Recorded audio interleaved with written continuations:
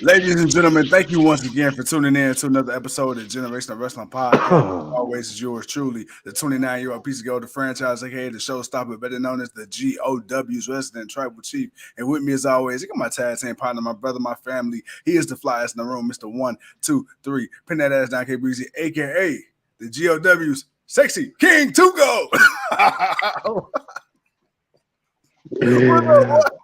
What's good? What it do? How do the good people do today? Nah, man, what's happening, man? What's going on, man? Sitting here watching a little bit of Monday Night Yeah. Raw, watching a little bit of wrestling with some of these wrestlers. Not these sports entertainers, but these wrestlers that we watching. Other than that, man, I'm chilling, man. Not a bad show, man. Again, man, you can see the quality in the show, especially in these matches they're having, man. Good matches, good time frame. Drew and versus Kevin Owens definitely caught me off guard. Didn't really see that one becoming a match, but let alone actually getting a match, and then it actually having a nice finish to it. So it was till the bloodline came out, but it was a good match though. Other than that, man, not a bad Raw. I'm still hating them not putting the championship on at the end. Like that Bobby Lashley and AJ Styles would have been a nice way to end the show. Uh, I'm not looking at Dolph Ziggler and Austin Theory as main event people. I mean, Theory I get, but not Dolph. Why we know where Dolph is at, but uh, I would have preferred that. But it is what it is. But other than that, man, talk to the people, man. Talk to the people. As Yeah. I sip on some of this liquid courage that we Yes, sir. that we got over here. Yes, sir. The Debonair drinker of the year.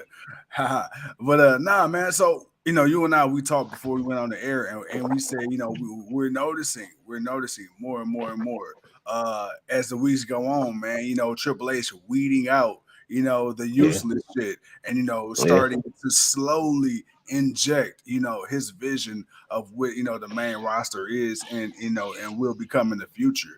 And at first we kind of seen a little bit, and then we kind of seen a little bit more, and then this week we saw even more. So yeah, man. But with that being said, man, let's talk about what happened tonight. So to start off the show, we had the Judgment Day. They came out, they spoke on the Mysterios, Hmm. the Edge, and I will say this: we talked about Dominic, man. We talked about Dominic getting done 30 weeks.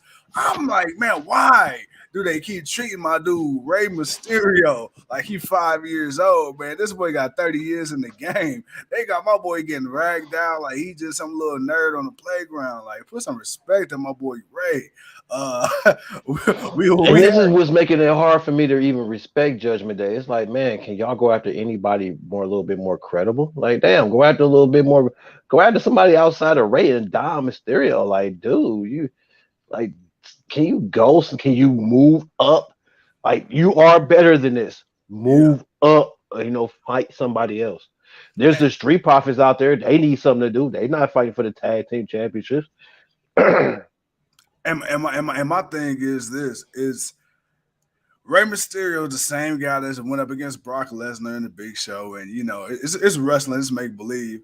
But then it's like, damn, bruh, you up here getting ragged out by Rhea Ripley. Now, don't get it twisted. Rhea Ripley is a fairly statuesque woman, but bruh, come on, bro, But you still Rey Mysterio, still, bro. Like you still still, built as hell. I don't care still, how little you are. You're not just getting thrown still. around by Rhea like that. If it was Right. like Bianca Belair or maybe like No, China. I mean, Rhea's a powerhouse now. I She mean, Rhea's is. a powerhouse. She is, bro. But I'm You not know, buying. but I'm not buying you yoking up Rey Mysterio. I mean, well, first and foremost, it would be hard for any woman to really be bought as a yoking up Rey Mysterio, not even Shayna Baszler, because they're about the same type of build. Like you can name a couple of women, but I feel like they're all the same type of build. So it wouldn't just be totally believable. Now, if you want to give me Beth Phoenix or if it was China or somebody Yeah, like that, yeah. okay, that's different. We know where they could be, but nah, Rhea she has to strike. She has to strike differently, Yeah. and which she did, and that's why I like about the way she attacks Ray. Like as far as I don't think it's just so much as yoking them up, but I get what you're talking about, and it is a little too. Uh, it's just a little too off, but it is what it is, man. Ray, he's just having fun, man. I guess I don't even know what to say at this point anymore. But you know what? Shout out to and Rhea, we love you. You know, don't come beat my ass, cause I don't want no smoke. Hey, cause she will. This Yeah, real Rippy, hey man, she about it. Hey, she about that life. she She body about it. body, she gang. You know what I'm saying? I'm good. I'm good.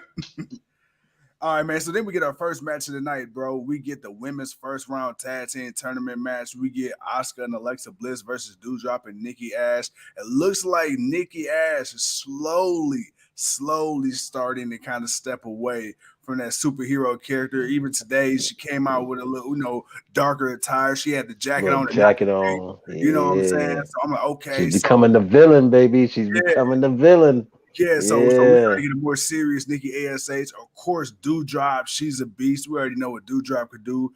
Oscar, she hitting Doudrop with that strong style. It was a couple of spots in there where it was like, all right, man, Doudrop kind of had to oversell it, obviously because the tremendous size and weight disadvantage. But overall, man, I feel like it was a pretty solid match. We got Alexa Bliss and Oscar picking up the victory, and then of course, man, at the end of the match, we had Bianca Belair as well. All three walking to Mhm. the top of the ramp, and they got confronted by Control, Io Sky, Bailey, and Dakota Kai. So I thought that was a cool little Mhm. confrontation. Too Cold, man, what did you think of this match? Oscar, Alexa Bliss versus Doudrop and Nikki ASH. That one. When is the finals for this match? For this tournament? So, Ain't it at Clash? I thought it was at Clash at the Castle so because you got these two women facing off in a six-woman match. So I'm like, what? So they gonna fight in the finals, and then whoever fights in the finals, whoever wins, they gonna go and fight in this tag team title match too. Like, damn, they gonna fight twice or three times. Shit, yeah, damn. so that I'm confused because I think after Friday, next week will be the semifinals. So I would assume that the finals will be at Clash because that would be the last week of the semifinals. Well, then no, it could be the week before it. It could lead up to maybe they'll win it. Maybe they'll have the finals like on a Friday. Because Maybe Clash, it was like that Friday. because Clash is the first week of September, so that first Saturday. So we still got 2 more weeks, I believe, of August. So it could be before Yeah. Clash, maybe. It Okay. could be. Yeah, because we don't get the other semifinal match Friday, and then you'll get the winners of those two matches, and then I must. Oh, Dolph Ziggler lost. Oh, not surprised. Uh, but yeah, yeah, okay. I was wondering about that because I'm like, damn, that kind of forefishing who's going to be champion by the time but you already got those two facing off with each other. Again, I said these two should have been on the separate brackets. They should have been facing off in the finals. Like this would have been two teams you could have, had, going up against each other. But it is what it is, man. I'll get it. I like it. I want to see it. Can't wait for next week. Really quick, Leo Earl, call me Mr. Leo Johnson. What's Earl, Mr. good, Johnson, what's guys? good? What's up with Uh, y'all? Leo says, quick question. Y'all see those new LED screens on the barricade? How long before the canvas becomes a big square LED screen? You know what? Knowing WWE, I can see them doing some shit like that. No, just because the damage control constantly being body slammed on. On the LED I screen. right, man. It's gonna break or something eventually, man. They don't need to do that. Nah. Raw in Toronto, Edge versus Damian Priest, and then the semifinals. Ooh, okay. So we're gonna get that next week. All right. But yeah, man, let's go ahead and rock the rest of this, man. Oh yeah, for sure, for sure. Then after this, man, we get a segment, we get theory talking about how he's the youngest U.S. and Money in the Bank winner in WWE history. Gets confronted by Dolph Ziggler. They get into a scrap, which will then lead to our main event, in which you just said Dolph Ziggler just lost to the Mhm. upstart Theory. Then we got a recap of Lashley and Ciampa for the U.S. title the week before. We then get that followed by a segment with Miz and Ciampa. Miz ends up granting Ciampa a gift, which is just a picture of him and Ciampa, and it's supposed to be like a knockoff Jake Paul NFT. So we got that. Then we got that actually followed up with a tag team match. We got Miz and Ciampa versus Cedric Alexander and Mustafa Ali. This is a really good match, man. hell of a drop kick, man, from Ciampa after Ali tried to hit that 450. Then of course, Ciampa and Miz, they ended up, picking up the victory, bro. Okay, so there was a couple of matches tonight. This is one of them where I really felt the influence of Triple H telling these guys, "Hey, handcuffs off, go out there and do your thing." This tag team match wasn't a long match at all, but god damn it, it was really, really a hell of a match. What are your thoughts? Especially for Ali and Cedric Alexander. Like Yeah, those two really showcase why they're good at what they do. It's just they haven't gotten the opportunity to really show what they could do. Like so, like I was like, damn, this is old Cedric. This yeah, is Cedric before the Hurt Business. I yeah, liked it. This Cedric before the yeah, Hurt Business, he was putting on good matches. I liked it. Mustafa Ali, once he took a little more serious tone and started being a little more serious in the ring. Like he's always had something good. Always wanted to see what they always claimed they were going to do with him, but they yeah, kept dropping or kept dropping or kept dropping it. But you like you said, he allowed them to go out there and look good as best as they could, and they did. And I thought they definitely held their own. I mean, they made the Miz look good in this match. I mean, yeah. Ciampa's Ciampa. For the he takes his opportunities where he gets them. He is not a multi-time NXT champion for no reason. So we understand that, and nah, I thought this was a really good match. I enjoyed it. Like you say, it wasn't long. It hit where it needed to hit. It looked like Ali and them could get the victory, but they didn't. Champ and Miz pulled it out. It was a decent match. I enjoyed it. It was cool. I probably couldn't have said that if this was done any other type of way. Earl says reports say that Triple H put out a notice to expect more violent matches. I will say, man, the intensity of these matches over the last couple of weeks have definitely picked up. And speaking of Champa, I really quick, man, I don't want to harp on this too long, but I do want to ask you about Champa and Miz. When Champa first got paired along with the Miz, I know me personally, I didn't like the Mm, idea of it at first because I didn't like the man. thought of Champa, somebody who was so respected, feared, and revered in NXT, one of the staples of NXT, coming up and being a lackey for the Miz. But I like to say that Triple H and creative kind of flipped that assumption on his head, because lately you've been seeing the Miz actually being the cheerleader, being the supporter for Champa, which I thought was cool because it's like, okay, Champa, he's getting a little bit of a push. You're getting that validation and that rub from the Miz, somebody that, regardless of how you feel about him as a competitor, he's still one of the OGs of this shit.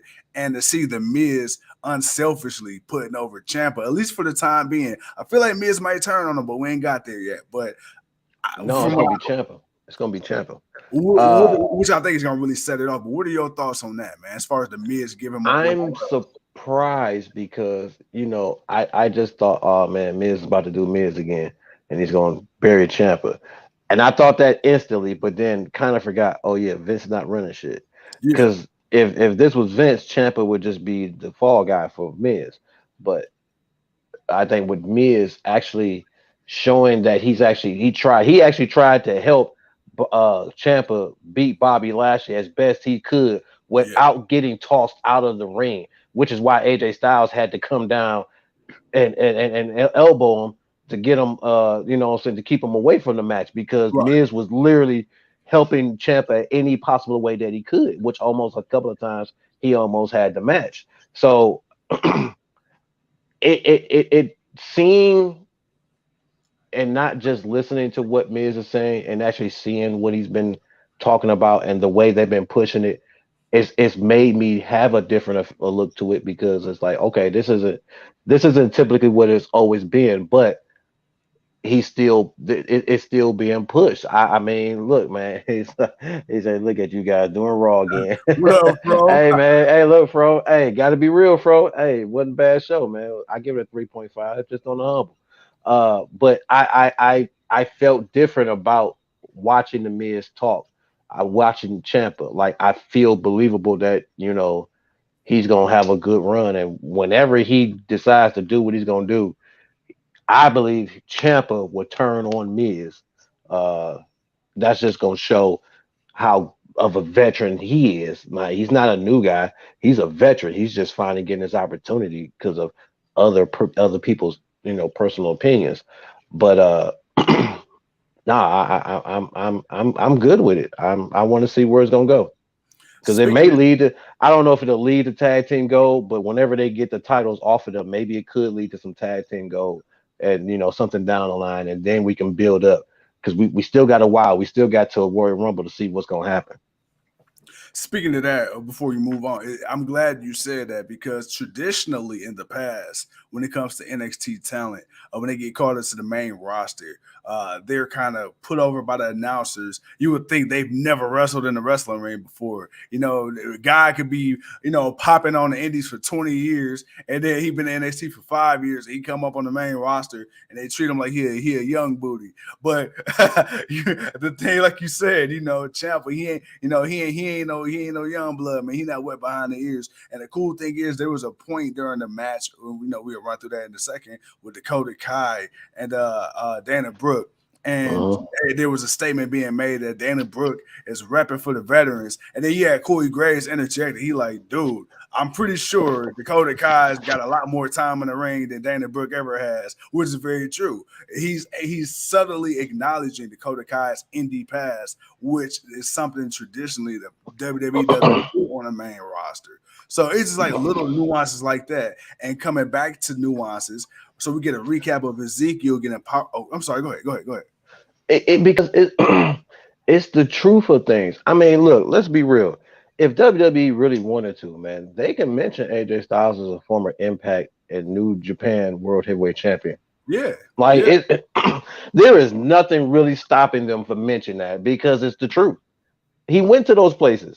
That's where he's from. That's where he made his name. He made his name in Impact. He came up and left and went and did other stuff in another company and then became such a bigger name that WWE said, "Hey man, we can't keep overlooking what's so damn phenomenal in front of our eyes.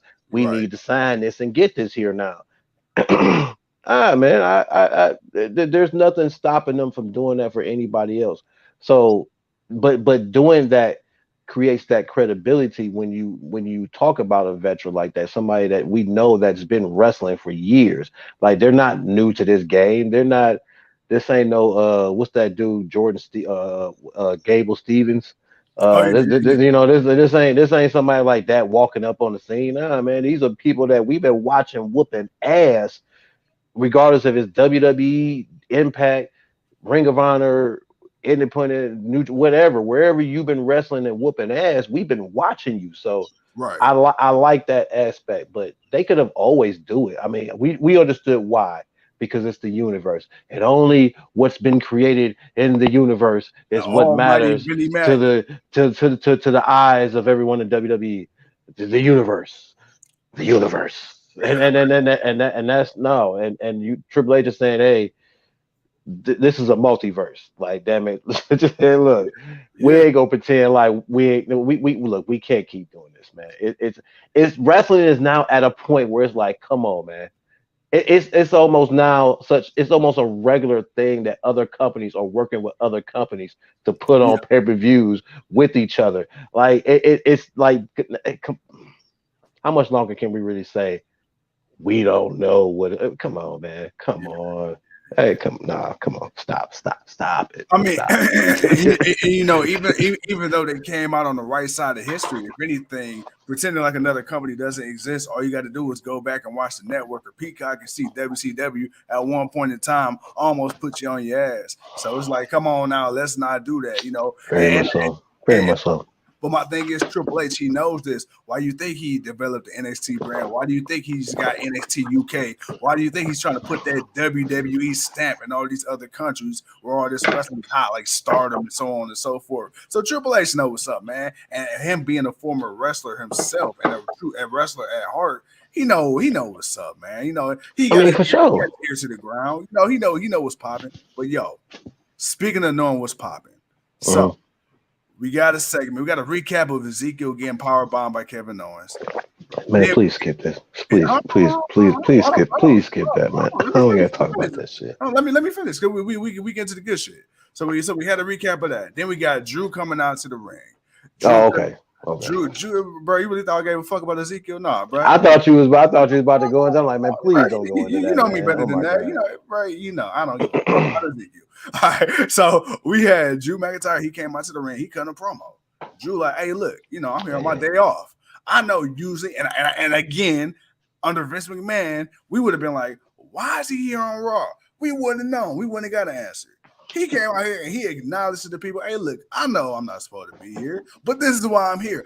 Don't play me like I'm stupid. Tell me why you're here, Mr. SmackDown Superstar. And he was up here telling us, you know, I'm here to scout talent. And then, of course, we got Kevin Owens come out. And Kevin Owens said, you know what? I miss me. I miss who I used to be. It's been 5 long years since I held a championship. And you know what? I was happy to be here. But god damn it, man, you know what? I'm missing something. I'm missing a prize. And you know what? I'm a prize fighter. And you know what else I like? This wasn't the chicken shit, Kevin Owens. I like when Drew McIntyre said, come on, we wrestlers in the wrestling ring, let's wrestle. And Kevin Owens, he didn't back out or he didn't puss out. He said, let's do it. And then Too Cold, I'll be goddamn. What do we get? What do we got? We got a wrestling match on a wrestling show in WWE in 2022. That's what the hell we got. I was like, are you serious? We came back from commercial break and there was a referee in the ring. Oh shit, we getting this match and Too Cold. God damn it. Bruh, I'm actually gonna pass the baton to you, man. Because this match is almost too good for me to just talk about it by myself. So tell the people, what did you think, man, about Kevin Owens, the prize fighter, versus the Scottish Warrior? First and foremost, I felt that's Kevin Owens at his best.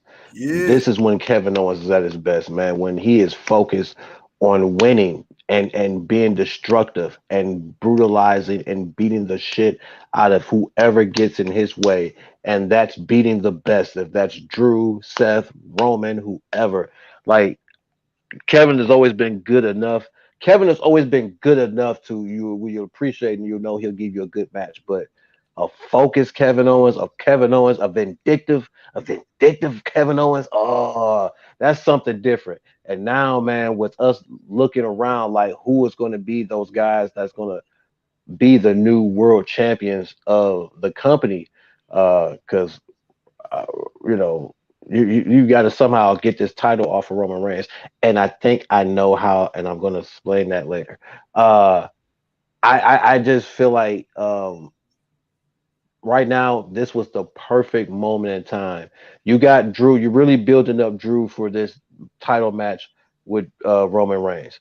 You got Kevin Owens, who's really just kind of coming back. He did what he did to Ezekiel, but that kind of you know planted seeds for what we got tonight. And then when we got what we got tonight, it made us appreciate this Kevin Owens that we got because this is the type of Kevin Owens we want to see. And this is the guy that can go in the ring with anybody and damn near win. And, you know, until the Usos came out, which was fine, you know, it's playing, like I say, it's predicated on the story of Roman versus Drew, but we know Roman ain't showing up. So this is the next best thing you can do. You know, they tried to get the one up on him, even with Kevin Owens, but Drew ended up standing strong in the end. But it was a really good match. I enjoyed it, and I enjoyed more of what I heard from Drew, but most definitely what I heard from Kevin Owens because that got me. I am excited for this Kevin Owens, and I can't wait till Sami Zayn becomes that guy next. And somehow, some way, I want these two. If they not going after the world championship, I want them two going after the tag team championships. So I want them to try to take over. I want them to be the new 2-man power trip. That's what I want Kevin Owens and Sami Zayn to be. I want them two to be the new 2-man power trip. If they can do that, I think that would be golden. I truly think that would be golden, man, because they both great on the microphone and they both can work well in the ring, and you can put them pretty much in the ring with anybody. I'm just saying, I think that can work, but that's just me. But yeah.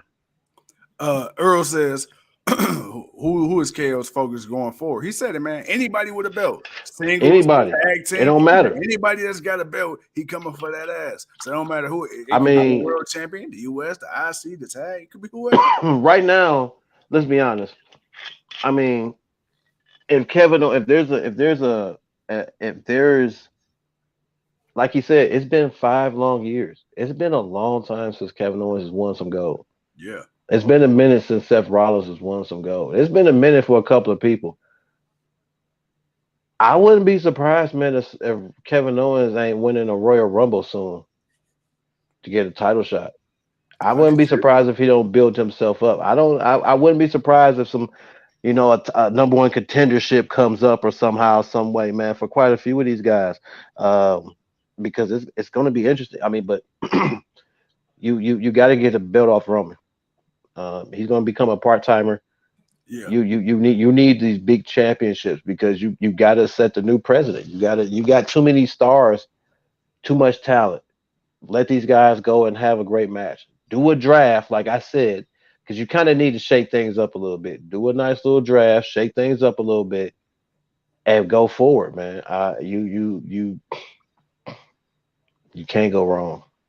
You're bringing people back, so it ain't like you ain't got enough quality of people. It's just gonna be about you making sure everybody get enough time. It's the same issue as AEW has. It's just all about having enough time to put up all the talent that you have. Even with 5 hours of wrestling, WWE still don't put everything on as they want, even though they still doing their little Dexter Loomis Easter eggs in the background. But still, it is what it is. Speaking of Easter eggs, man, we're gonna talk about it. But we ended up getting a promo, man, with Seth Rollins. He came out to the ring talking this talk about Riddle. He ended up saying, I'm medically clear. He ended up running out. Him and Seth Rollins had a fight. Yada, yada, yada. Then we got Veer versus Jobber. Veer ended up picking up the victory. Then we got the U.S. Championship match, man, to start off the 10 o'clock hour. Too Cold. You and I, we talked about the formatting of this. But before we talk about that, let's talk about what actually happened. We got AJ Styles versus Bobby Lashley, a very physical match. Outcomes, Miz. First time ever. Wow. I can't believe that is the first time they fought each other. I can't remember them fighting in Impact. I don't either. That's back when Bobby Lashley had a headband on, thinking he was LeBron James in Miami. And I want to say AJ was gone by that time. Was he? I want to say he was. Okay. Yeah, because I think that's when Bobby Lashley, he was just up there just dominating. That boy had every goddamn championship there was to have. But so we had that. And then, of course, he pulled the career. Dexter Loomis jumps the guardrail. And then, of course, the Miz tries to pretend like he doesn't know who the hell jumped the guardrail. We all know it's Dexter Loomis. Then, of course, the camera feed cuts out as if it was just some erratic fan that jumped the guardrail and they had to hurry up and cut. I get what Triple H was trying to do, but it's like, man, we all know it's Dexter Loomis. Right. I mean, like you showed us that last week, so it's like, dude, you already let the cat out the bag. If you was going to arrest him, you should have took the hood off him. Should have kept the hood on him, and then or just took him to the back. That didn't. At least that would have still hid the suspense of who it actually is. But we all know who it is. And my thing is like, damn, bro. So you mean to tell me you was able to crash a car in the arena? You was able to run from security and police. You was able to get taken down and what we presume to be arrested in one city. And then a week later, somehow you make it out of jail to do the same shit again. Like, all right, man, come on. Ain't no way in the hell he better show back up next week, bro. You better get some prison time or something. He there. He gonna be there next week. He escaped right now. He didn't go to jail. He didn't even make it to jail tonight. Hell nah. But we ended up having Lashley pick up the victory. But pretty physical match, man. It was cool to see AJ Styles, even though he didn't pick up the victory, and we knew what it was. It was cool. Again, Lashley 2 weeks in a row. It's not even know what it was. It was really just a really good match. I thought maybe he would have pulled it out a couple of times. Not gonna lie. Thought he would a couple of times. I thought he would have pulled it out. I thought Lashley was going to end up doing some dirty tactics, man, because you could tell Lashley was getting frustrated after a while. Like, man, Yeah, why won't he yeah, stay down? yeah. And when he ended up running him into the to the corner post, and then he made the signal like he was going to do it again. I'm like, oh shit, no, don't turn him heel, don't turn him heel. But he did. He threw it back in the ring. I'm like, oh, thank God. Nah, Oh. nah, nah, nah, nah, nah. Bobby's on. You know, you already got Walter as the heel United States champion. So right Yeah, now, you got Bobby Lashley as the face. You know, United States. He's the American boy. He's the Marine. He's the American boy. So you yeah, know, he's the good old. You know, you know, you gotta have that. Walter's the evil heel with the Intercontinental title over yeah, there beating up on Japanese wrestlers and stuff. You know, Shinsuke Nakamura because that's who he beat last week. But no, that's all that is. But it was just a good match because you, like I say, you knew both of them weren't gonna really do anything too dirty. They were yeah. gonna play it by the rules, but they were gonna try to take advantage the best way they could. But like I said, Styles had a couple of moments where I thought maybe he would pull it off, but uh, I don't think it would have been a bad loss for Bobby Lashley. I mean, it's AJ Styles. Yeah, yeah, It's AJ Styles, dude. Shit. phenomenal. Yeah, it's like, right. Okay, yeah, he beat him. All right, yeah, okay, he beat him. Sure. Uh, but nah, Bobby retained. I ain't gonna lie.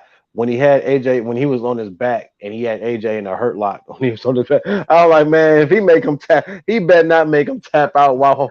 If he makes him tap out on his back while Yeah, he's on his back, dude, that is, oh my god, man, that is so badass. But no, he tried to, he reversed it, so it was what it was. But no, I it was a cool match. You know, I like I say, I think the few matches that came on, you know, especially that tag team match, um, the women's tag team match, and then the title match. You know, those were really three good matches. I had to get a show maybe a 3.5 just because it was a good quality show. yeah, It further pushed along. We got to see a lot of different things continue to get built on. You know, again, it's the little things. I'm not looking for the, oh, it was a grand show from the start, from the beginning, you know, from the start all the way to the end. No, I'm looking for the little things. Okay. You know, I was on my Braxton. yeah. Oh, oh, Jimmy. Yeah, you know what I'm saying? I was like, I see.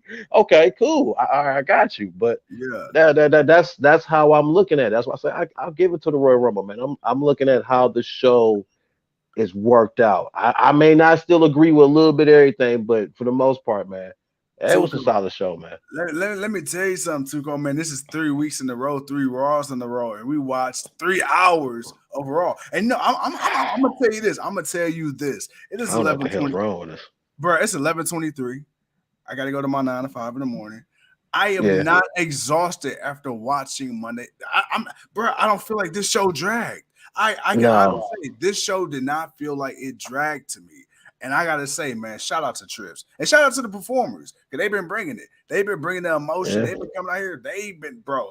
I can tell whatever Triple H said in these talent meetings, whatever he's told these guys and girls, there's just something different. Even the announcers, bro, like Michael Cole, we said the same thing. Like, listen to Michael Cole, listen to Corey Graves, you know, and we can still nitpick with Corey, but I feel like they don't sound as robotic. I feel like even the commentary, just I don't know, just listen to how hyped they get.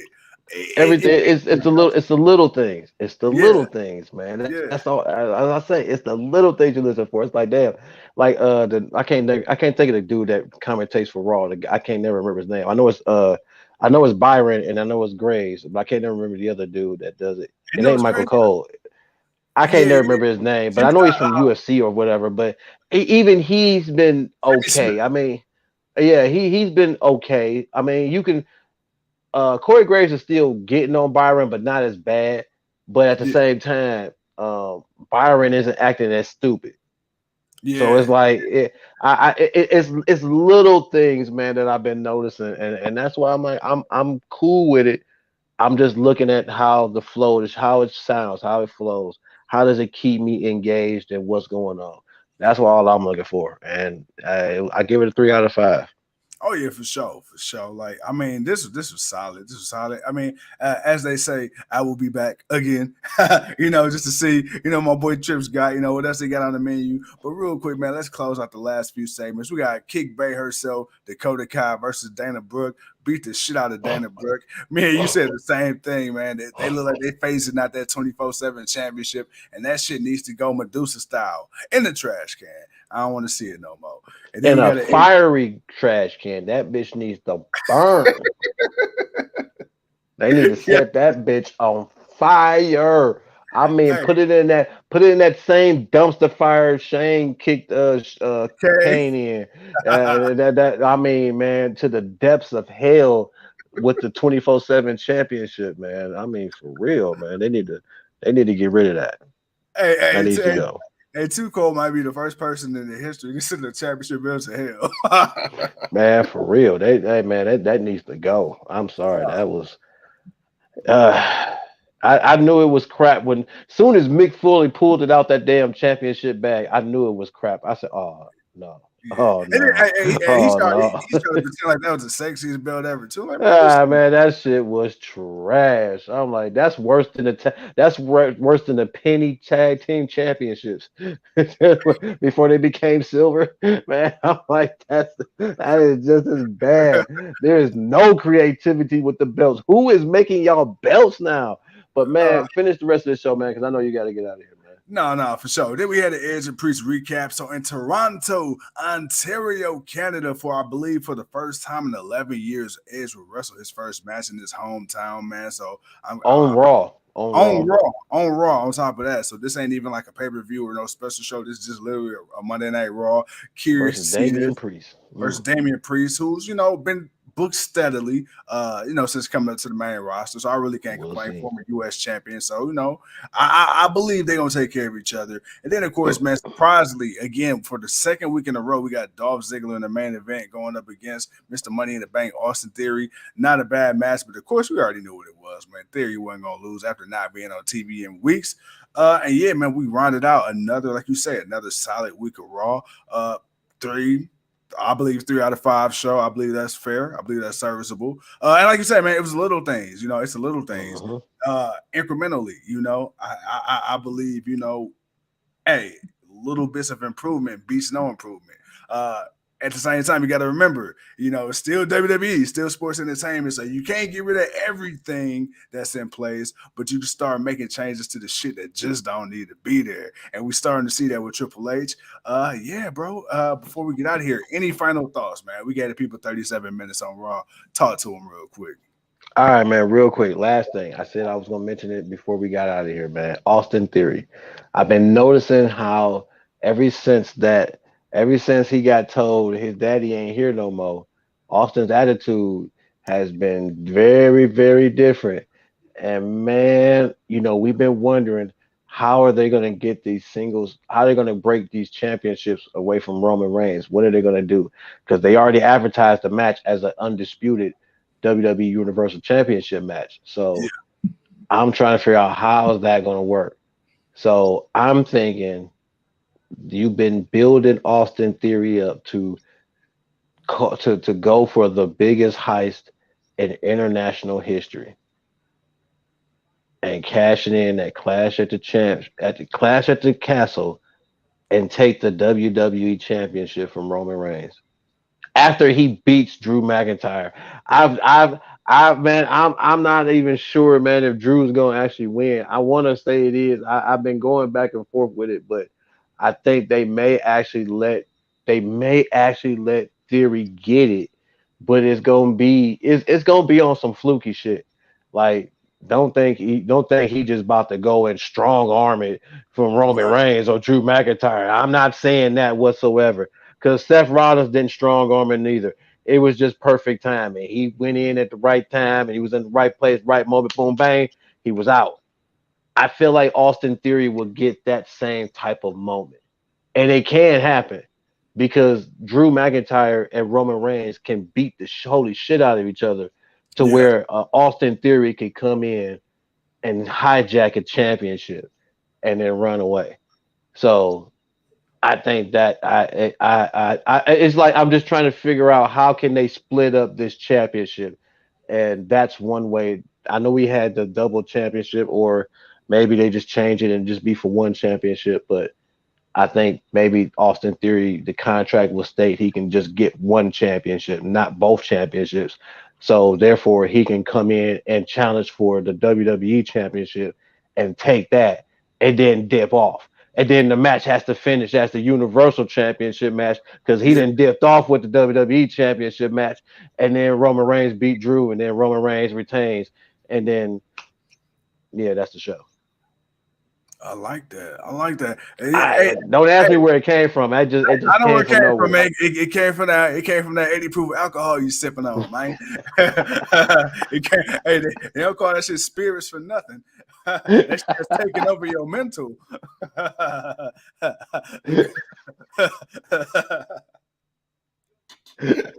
You get on figure to Amsterdam and take over. Oh shit! Oh Oh, shit! You man, know, I'm gonna hey, sit hey, this down right now. I'm gonna go ahead and hey, sit that right back down. hey, Leo said Tuco Booker of the Year. My boy about to start Hey, taking over territories. Motherfucker think he hey, Byron Gagne and shit. oh shit! All right, I just had to get that out there. I just had to get that out there. I wanted to get that out there to y'all and people live. I just wanted to say that because it hit me. I'm like, damn, man, that could be a way of how they can do it. It may piss some people off, but it may be the most logical way. Just I'm trying to think just based on the contract because I Yeah, know the contract don't say both championships. It says you get to choose which championship. I mean, at least I'm thinking logically that's what it says. So that way you can have them take one championship off, kind of like in the Seth Rollins kind of way of a heist, and yeah. then you just leave and you leave them to finish off with the other one, and then whatever. But hey, I don't know, just me. No. I like it. I like it. I like it. Cheers. Hey man. Hey, cheers. Salute, brother, man. So,